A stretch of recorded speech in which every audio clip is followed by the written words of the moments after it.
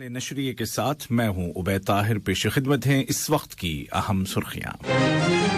نے سامان اور سروسز کے ریٹس میں اضافے کے اصول و ضوابط کے متعلق ایک ڈرافٹ بل کی منظوری دے دی ہے.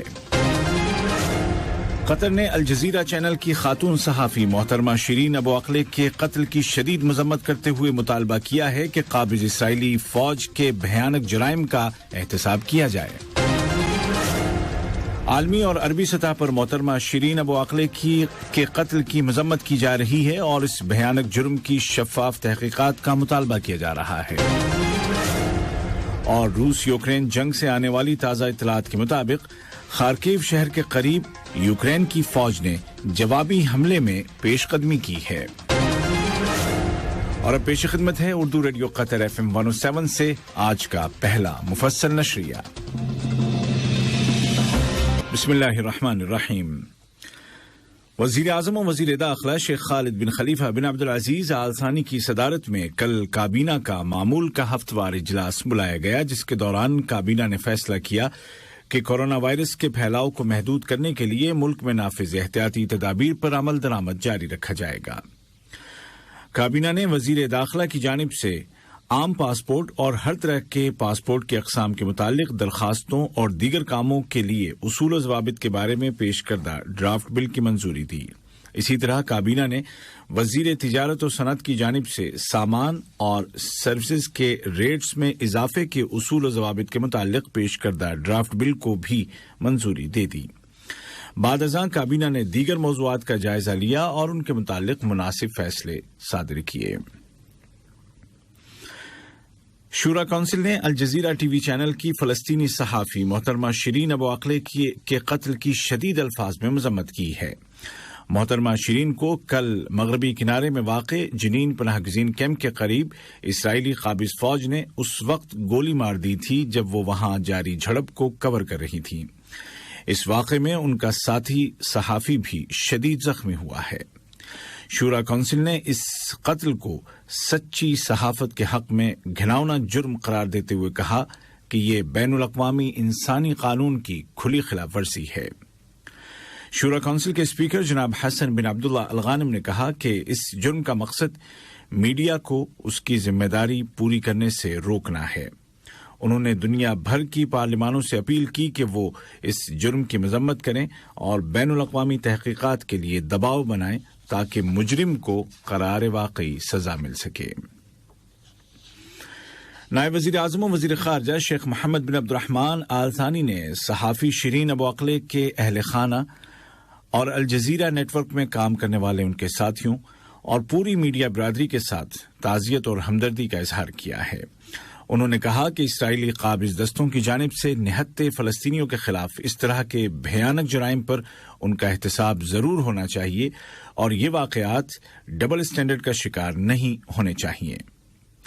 واضح ہے کہ ریاست قطر نے جنین کیمپ کے قریب الجزیرہ کی خاتون صحافی شرین ابو عقلے کے قتل کی پرزور الفاظ میں مذمت کی ہے. اسرائیلی فوج کی فائرنگ میں ان کے ساتھی اور الجزیرہ چینل کے پروڈیوسر علی السمودی بھی زخمی ہوئے ہیں. قطر نے اس واقعے کو بھیانک اور گھناؤنا جرم قرار دیتے ہوئے کہا کہ یہ بین الاقوامی انسانی قانون کی کھلی خلاف ورزی اور میڈیا اور رائے کی آزادی پر سنگین حملہ اور لوگوں کی معلومات تک رسائی کے حق پر کھلی ڈاکہ زنی ہے. ایک بیان میں وزارت خارجہ نے زور دے کر کہا کہ اس لرزہ خیز جرم پر قابض اسرائیلی فوج کے ساتھ پوچھ گچھ ہونی چاہیے اور مجرموں کو عدالت کے کٹہرے میں پیش کیا جانا چاہیے.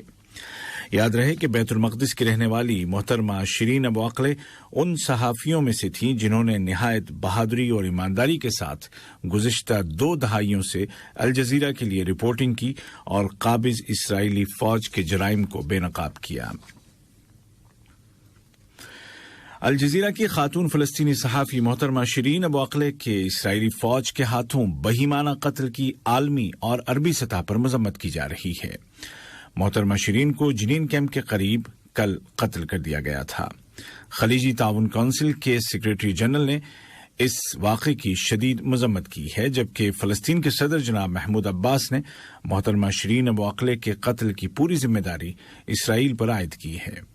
اسی طرح فلسطینی کابینہ نے بھی ان کے قتل پر دکھ کا اظہار کرتے ہوئے مطالبہ کیا کہ اس واقعے کی بین الاقوامی تحقیقات ہونی چاہیے جس میں اقوام متحدہ بھی شریک ہو۔ مشرق وسطی میں امن عمل کے لیے اقوام متحدہ کے ایلچی جناب ٹورونس لینڈ نے بھی محترمہ شیرین کے قتل کی فوری اور جامع تحقیقات کا مطالبہ کیا اور ذمہ داروں کا احتساب کرنے کا مطالبہ کیا۔ اسی طرح آزادیوں کا دفاع کرنے والے سینٹر کے ڈائریکٹر نے کہا کہ یہ اسرائیلی قابض دستوں کا طے شدہ حملہ تھا۔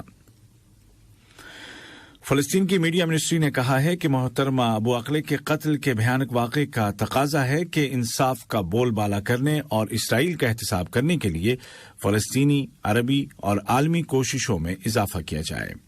وزارت نے مزید کہا کہ اس مقصد کے حصول کے لیے وہ اضافی کوششیں شروع کر رہی ہے۔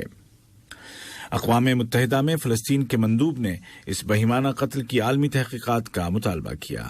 ادھر اسلامی مزاحمتی تحریک حماس نے واقعے کی شدید مذمت کرتے ہوئے کہا کہ اسرائیل نے یہ قتل جان بوجھ کر کیا ہے اور اسرائیل کے مظالم کی حقیقت کبھی چھپ نہیں سکتی۔ ادھر امریکہ، برطانیہ اور یورپی یونین نے بھی مطالبہ کیا کہ محترمہ شیرین ابو عقلے کے قتل کی فوری، جامع اور شفاف تحقیقات کی جائیں۔ شیرین ابو عقلے جو کبھی خبریں دیتی تھیں اور اسرائیلی مظالم کو دنیا کے سامنے بے نقاب کرتی تھیں، آج خود ایک خبر ہو گئی ہیں۔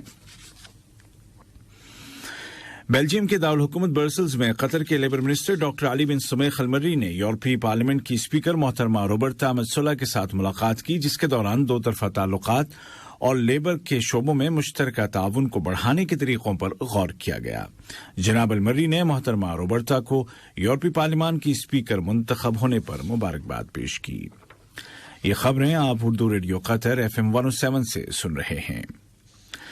قطر نے داعش تنظیم کا خاتمہ کرنے کے لیے بنائے گئے عالمی اتحاد کے ممبر ملکوں کے وزارتی اجلاس میں شرکت کی۔ یہ اجلاس موراکو کے شہر مراکش میں ہوا، جہاں قطری وفد کی قیادت وزیر مملکت برائے امور خارجہ جناب سلطان بن سعد المریخی نے کی۔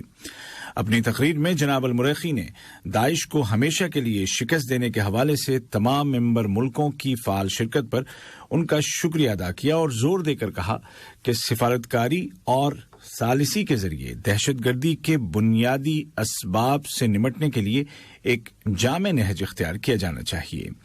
انہوں نے کہا کہ قطر کا یہی موقف ہے اور یہ موقف اس کی خارجہ پالیسی کا بنیادی عنصر ہے۔ اس کے علاوہ تعلیم کے کردار اور اقتصادی خوشحالی کو بھی نظر انداز نہیں کیا جانا چاہیے۔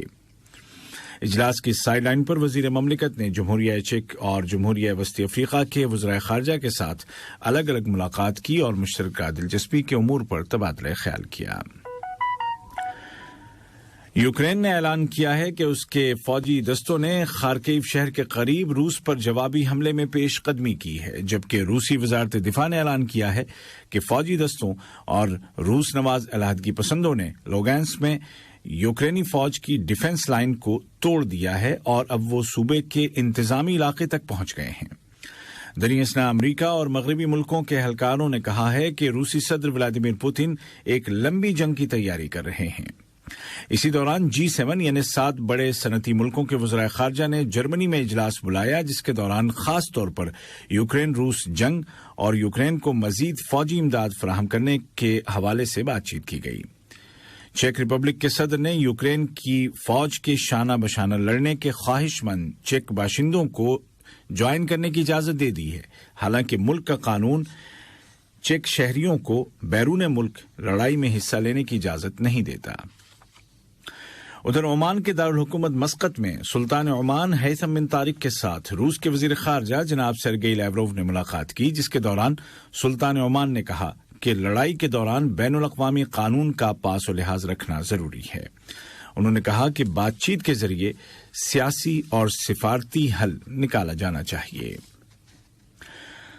اور مصری فوج نے اعلان کیا ہے کہ ایک افسر سمیت اس کے 5 اہلکار اس وقت ہلاک ہو گئے جب وہ صحرائے سینا کے شمال میں مسلح جنگجوؤں کے حملے کو روکنے کی کوشش کر رہے تھے۔ فائرنگ کے تبادلے میں 7 مسلح جنگجو بھی مارے گئے اور بڑی مقدار میں اسلحہ بارود اور دیگر فوجی آلات برآمد کیے گئے۔ آج کا پہلا نشریہ ختم ہونے سے قبل اس وقت کی اہم سرخیاں ایک دفعہ پھر سن لیجیے۔ قطری کابینہ نے سامان اور سروسز کے ریٹس میں اضافے کے اصول و ضوابط کے متعلق ایک ڈرافٹ بل کی منظوری دے دی ہے۔ قطر نے الجزیرہ چینل کی خاتون صحافی محترمہ شرین ابو عقلے کے قتل کی شدید مذمت کرتے ہوئے مطالبہ کیا ہے کہ قابض اسرائیلی فوج کے بھیانک جرائم کا احتساب کیا جائے۔ عالمی اور عربی سطح پر محترمہ شرین ابو عقلے کے قتل کی مذمت کی جا رہی ہے اور اس بھیانک جرم کی شفاف تحقیقات کا مطالبہ کیا جا رہا ہے۔ روس یوکرین جنگ سے آنے والی تازہ اطلاعات کے مطابق خارکیو شہر کے قریب یوکرین کی فوج نے جوابی حملے میں پیش قدمی کی ہے۔ اردو ریڈیو قطر FM 107 سے آج کا پہلا نشریہ اپنے اختتام کو پہنچا۔ عبید طاہر اور تکنیکی معاون جابر حسین کو اجازت دیجیے۔ خدا۔ السلام علیکم دوستو، میں ہوں شیخ نور۔ آپ دیکھ رہے تھے قطر نیوز ٹوڈے۔ مجھے امید ہے کہ یہ ویڈیو آپ کو انفارمیٹک لگی ہوگی۔ اسی طرح کے ویڈیو پاتے رہنے کے لیے نور ٹائم 24/7 یوٹیوب چینل کو سبسکرائب کیجیے اور اس ویڈیو کو لائک، کمنٹ اور شیئر ضرور کیجیے۔ اگر آپ فیس بک پر دیکھ رہے ہیں تو شیخ نور پیج کو لائک کیجیے اور فالو کیجیے تاکہ میں جیسے ویڈیو اپلوڈ کروں آپ تک پہنچ جائے۔ شکریہ۔